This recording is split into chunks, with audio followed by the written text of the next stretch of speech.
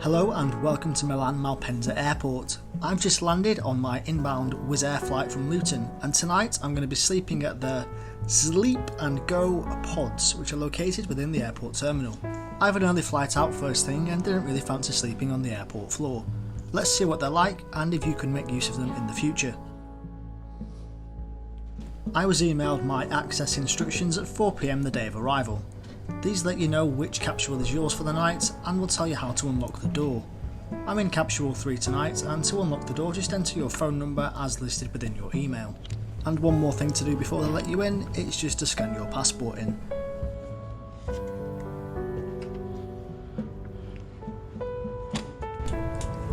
Welcome to the capsule pod prison cell.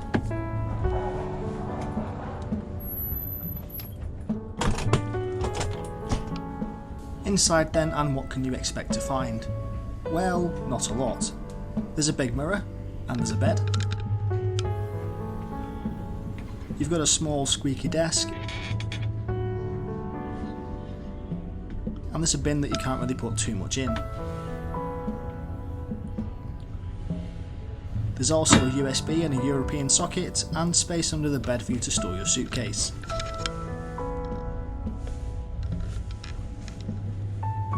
Staring at you in bed is this touchscreen which basically controls the whole pod. Before you do anything, I watched the rather lengthy introduction video which tells you through the basics of the pod and what to do in emergency, along with some do's and some don'ts. Priority 1 then, let's close the blind on my window view into the terminal. Snazzy. Let's get set up for the night then. As you've noticed, the bed comes with a paper sheet and no duvet or pillow, so I've carried my sleeping bag from London to sleep in tonight. I also brought an inflatable pillow, which was great fun to blow up at 1 in the morning.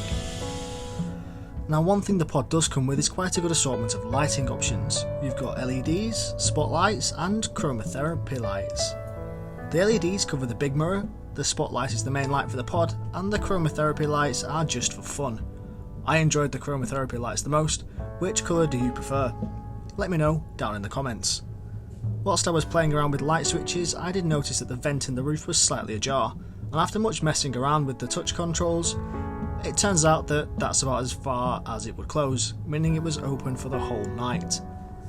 Alongside controlling the pod, the screen also provides your entertainment should the colour changing lights not be enough.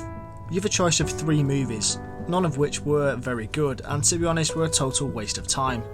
Unfortunately, the rather unresponsive touchscreen didn't really help me exit the poor movie choice very quickly, and I didn't really bother trying out the music or the games.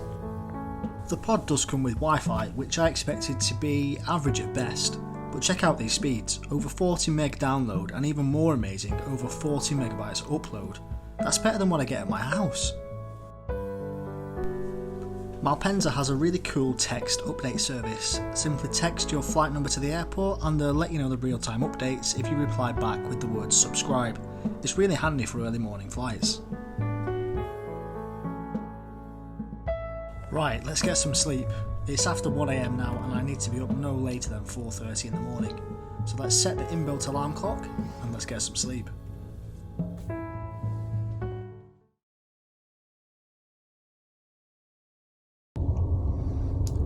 Good morning.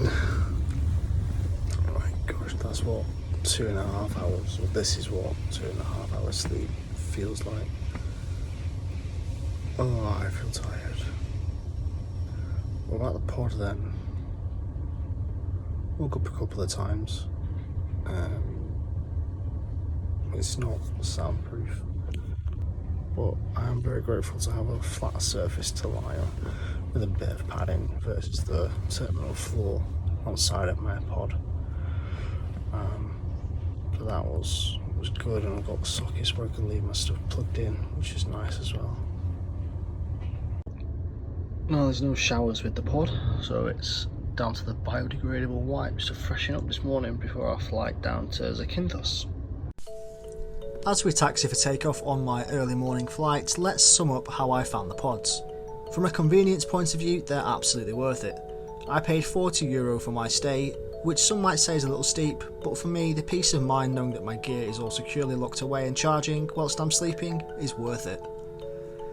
The bed itself wasn't anything more than a medical or massage table, with very little in the way of padding, and it wasn't very comfortable to sleep on. From a noise point of view, there wasn't really any noise cancelling or sound suppression as advertised, and you could hear pretty much everything that happened in the terminal, from cleaners to loud conversations with different groups of people. A top tip would be to take your own earplugs.